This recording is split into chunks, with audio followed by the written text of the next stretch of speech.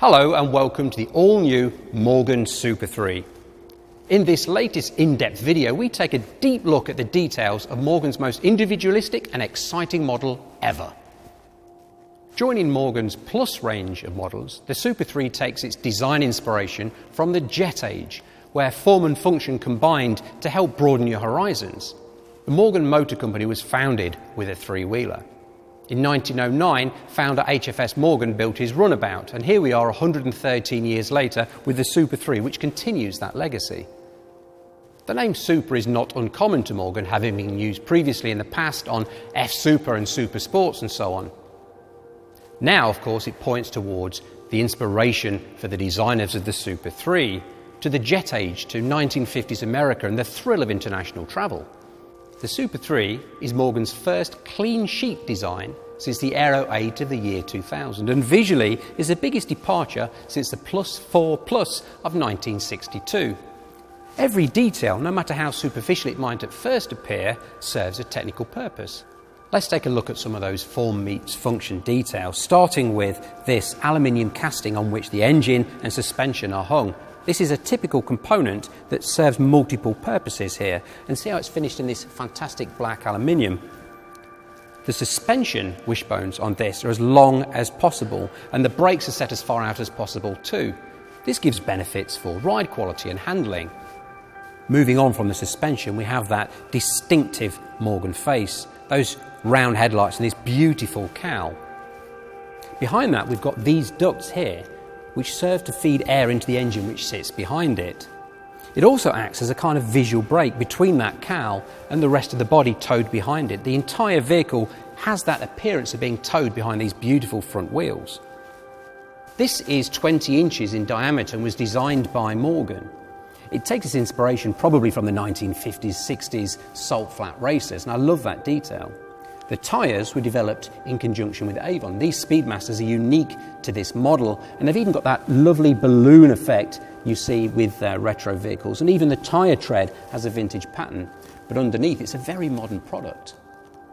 As well as being the first Morgan to be built on this super-formed monocoque structure which has weight, rigidity and packaging benefits, it's also the first Morgan to be available with a cup holder. Yes, and that can be fitted on one of these side rails here, and they're very, very versatile. You can even hang a GoPro off of this, and of course that takes us to these wonderful side blades and the opportunity to hang panniers and bespoke luggage. There's luggage from Malay London, 18-ounce wax cotton pannier bags, for example, and a hard-shell case which can be painted to be the same colour or to contrast with the colour of the bodywork. This really is the most configurable Morgan ever. The cockpit is designed for adventure, and it's beautifully ruggedised. It's IP rated. There are twin USB sockets. You can have saddle leather. There's a technical fabric which is particularly resistant to UV and water. The iconic Morgan instrumentation is digital for the very first time, and it's framed by this wonderful metallic structure which is available in both silver and anodised black finish. In fact, looking through the cockpit here, there's hardly anything from plastic. Everything has a very cold and quality feel to it. And there's some cool technology in here too. Mounted on the steering cowl is a beeline navigation system. This is a beautiful compromise between a conventional bulky sat-nav system and a flapping map. It acts as a kind of digital compass to ensure that you stay on the roads less explored. I particularly like these patented fixings which are designed to hold everything from cup holders to your unique luggage. And there's even a quad lock fitting inside for your mobile phone. But the reason I'm squatting down here is to share this with you. This is something you can't have on your Morgan Super 3. This owl is only ever shown on prototypes, and I think it's a really cool thing. The story goes, and I don't know if this is true, that in the factory there used to be a stuffed owl designed to keep pigeons out and messing on the work. Nowadays it serves as a symbol for the skunk works within the Morgan factory that first developed this Super 3. I think it's really cool. Let's talk about the stats. Under this nose cone, or slightly behind it, is a Ford-sourced 3-cylinder 1.5 litre engine which produces 118 bhp at 6,500 rpm.